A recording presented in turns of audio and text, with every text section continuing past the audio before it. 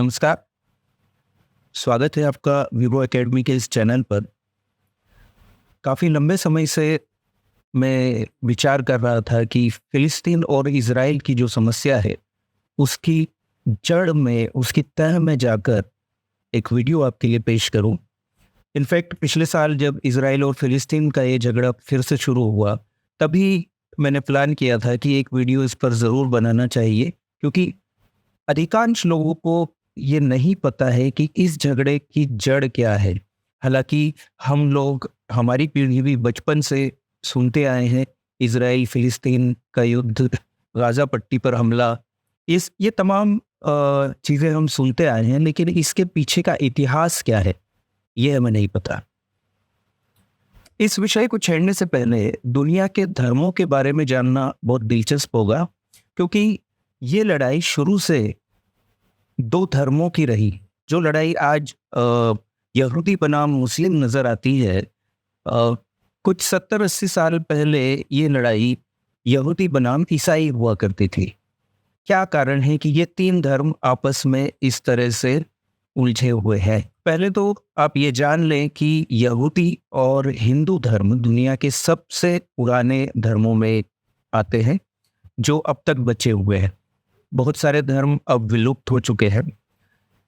इस पूरी दुनिया में ईसाई धर्म को मानने वाले लोगों की संख्या सबसे ज़्यादा है, जो करीब 220 करोड़ होती है। इसके बाद आता है इस्लाम। इस्लाम के फॉलोअर्स लगभग 160 करोड़ हैं। तीसरे नंबर पर आता है हिंदू धर्म, जिसे फॉलो करने वाले 100 करोड़ लोग हैं लगभग।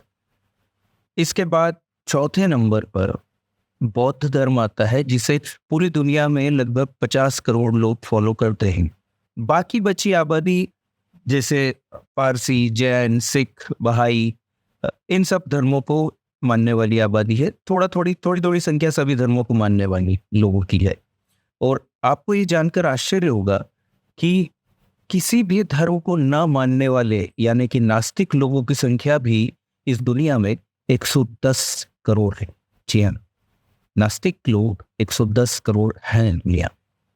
हम बात कर रहे हैं यहूदी धर्म की, तो ये भी बता दें कि यहूदी धर्म को मानने वाले कुल 1.5 करोड़ लोग ही हैं इस पूरी दुनिया में, और उनमें से भी 65 लाख लोग इजराइल में रहते हैं और लगभग इतने ही लोग अमेरिका में रहते हैं। आपके रोंगटे खड़े हो जाएंगे ये जानकर कि हिटलर के समय में यूरोप में लगभग 90 लाख यहूदी थे, जिनमें से 60 लाख यहूदियों को हिटलर ने जान से मार दिया था। जी, 60 लाख। यूं ही नहीं, हिटलर इतिहास का सबसे घृणित व्यक्ति माना जाता है। हालांकि अब भी कुछ लोग हैं जो उसे फॉलो करते हैं। हमारे अपने देश में कुछ संगठन है जो हिटलर को फॉलो करते हैं और किसी भी वक्त उसकी तरह के नरसंहार के लिए तैयार हैं। खैर, यहूदी, ईसाई और मुस्लिम दरअसल एक ही कुनबा है, जिसमें झगड़े बहुत पुराने हैं। यहूदी लोग अपना पहला पैगंबर इब्राहिम को मानते हैं। इस्लाम धर्म में इन्हीं इब्राहिम को चौथा या छठवां पैगंबर माना गया है, और ईसाई लोग इन्हीं इब्राहिम को अब्राहम के नाम से माना। इब्राहिम के बेटे थे इस्माइल और इसहाक। हालांकि कुल 12 बेटे थे, लेकिन ये दो सबसे महत्वपूर्ण नाम हैं, तो हम इन्हीं पे चर्चा करेंगे। अब ये नाम आपको सुनकर मुस्लिम नाम लगेंगे, लेकिन ये इस्लाम के पैदा होने से बहुत बहुत पहले की बात है। इनफैक्ट ईसाइयत के पैदा होने से भी बहुत पहले की बात है, जब इब्राहिम के बेटों के नाम थे इस्माइल और इसहाक। इसहाक को ही ईसाई लोग आइजैक कहते हैं।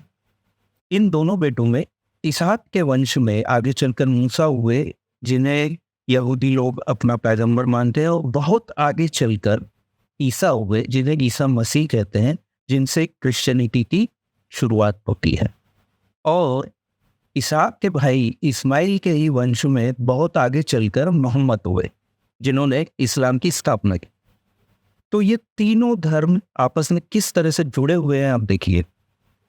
ईसा जन्म से तो यहूदी हुए, लेकिन जब उन्हें ज्ञान प्राप्त हुआ या इल्हाम हुआ, तब उन्होंने अपनी शिक्षाओं का प्रचार प्रसार शुरू किया, और इसके बाद से उन्हें ईसा मसीह कहा जाने लगा। और उनके अनुयायियों ने एक नया पंथ शुरू किया, जिसे क्रिश्चियनिटी कहते हैं, ईसाईयत कहते हैं। अब यहूदियों का पवित्र मंदिर यरूशलेम में था, जिसे टेम्पल माउंट कहते हैं। इस मंदिर में उनकी पवित्र किताब, जिसका नाम 10 कमांडमेंट्स है, वो रखी हुई थी। अब जैसा कि होता आया है कि समय के साथ एक धार्मिक जगह पर बहुत सारी कुप्रथाएं, बहुत सारे गलत धंधे शुरू हो जाते हैं। वैसा ही कुछ यरूशलेम में भी हुआ। वहाँ के मंदिर में बहुत सी कुप्रथाएं शुरू हो गई, बहुत अव्यवस्था हुई, बहुत गंदगी हो गई। ईसा मसीह ने अपनी एक फेमस यात्रा की थी उस टेम्पल की। जब वो उस टेम्पल में पहुंचे तो वहाँ की अव्यवस्था, वहाँ की गंदगी देखकर बहुत नाराज हुए। उन्होंने वहाँ चल रहे सारे अनैतिक काम बंद करवाए और मंदिर की अपने हाथों से साफ सफाई। लेकिन इन बातों से उस मंदिर के पुजारी नाराज हो गए। पुजारियों ने ये मामला कोर्ट में पहुंचाया, ईसा मसीह के खिलाफ शिकायत दर्ज हुई, मुकदमा चला।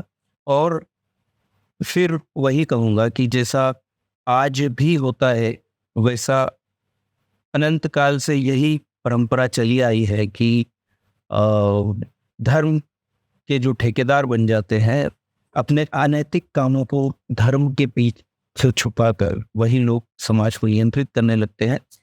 तो मुकदमा दर्ज हुआ, मुकदमा चला और ईसा मसीह को मौत की सज़ा सुनाई दी। उस समय मौत की सज़ा बहुत क्रूर तरीके से दी जाती थी। ईसा मसीह को भी उसी तरह से सज़ा दी गई और मौत की सज़ा से पहले भयानक यातनाएं दी गई। अपनी सलीब को उन्हें खुद ढोकर पहाड़ के ऊपर ले जाना था और उस रास्ते में लोगों ने उन्हें कांटों के ताज पहनाए, उन पर थूका, उन पर गंदगी फेंकी। तमाम तरह की जो भी क्रूरता वो लोग कर सकते थे वो उन्होंने की। और वहाँ जाकर, जैसा कि सभी लोग जानते हैं, कि उस सलीब पर ईसा मसीह को हाथ और पैरों में कील ठोककर लटका दिया गया। उसी जगह पर उन्हें दफनाया भी गया। तो जाहिर है वो जगह अब ईसाइयों के लिए भी पवित्र जगह हो गई। अब ईसा मसीह की शिक्षाओं से कुछ लोग प्रभावित थे, लेकिन ये वो दौर था जब ईसा मसीह का नाम लेना भी गुनाह था। उस समय ईसाइयत को मानना गैर कानूनी करार दिया गया। ईसाइयत तब फैलने लगी जबकि रोमन साम्राज्य ने उसे अपना राज्य धर्म बना लिया। इस घटना के बाद ईसाइयत तेजी से दुनिया में फैली। अब चूंकि यहूदियों ने ही ईसा मसीह को सूली पर चढ़ाया था, इसलिए ईसाइयों में एक स्वाभाविक गुस्सा उनके प्रति रहा है। और टेम्पल माउंट, जैसे कि मैंने बताया, अब उनके लिए भी पवित्र स्थान था। वहीं ईसा मसीह को दफनाया गया था। तो रोमन साम्राज्य के ईसाई धर्म अपना लेने के बाद यहूदियों को उस जगह से भगा दिया गया। यहूदी वहाँ से भागे तो पूरी दुनिया में फैल गए। अब आगे चलकर 600 ईस्वी में मोहम्मद ने इस्लाम की स्थापना की। अब यरूशलेम मुस्लिमों के लिए भी पवित्र स्थान था। क्यों? क्योंकि एक तो ये उनके पैगंबर इब्राहिम का स्थान था, और दूसरी जो बात है वो ये है कि ऐसा कहा जाता है कि मोहम्मद ने बताया था कि एक बार उन्होंने उड़ने वाले घोड़े पर बैठकर वहाँ की यात्रा की थी, और वहीं पर एक चट्टान है, उस चट्टान पर चढ़कर वो घोड़े पर बैठे थे और जन्नत की वहाँ से यात्रा कर कर आए थे। जिस चट्टान पर चढ़कर वे घोड़े पर बैठे, उस चट्टान के ऊपर अब एक गोल्डन गुंबद बना दिया गया है। तो अब ये जगह तीनों धर्मों के लिए सबसे खास, सबसे महत्वपूर्ण हो गई, क्योंकि सभी के जो सबसे बड़े पैगंबर हैं उनका किसी न किसी तरह से वहाँ से संबंध है।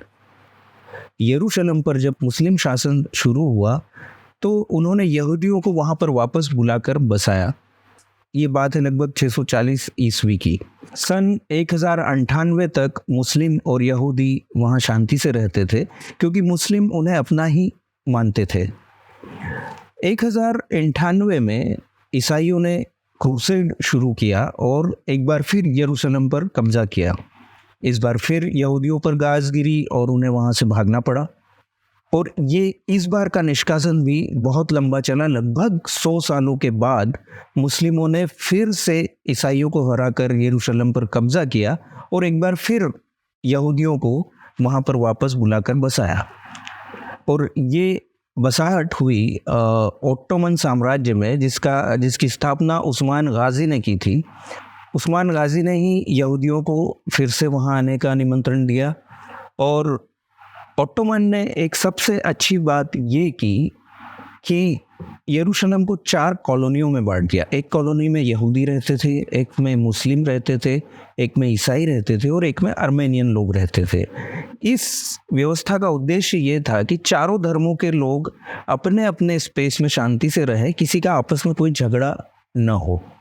बड़ी सुंदर व्यवस्था थी। सभी लोगों का पूजा स्थान टेम्पल माउंट में ही था। तो इसके बाद लंबे समय तक वहाँ शांति बनी रही। सब लोग आपस में एक दूसरे के धर्मों का सम्मान करते हुए वहाँ रहते थे।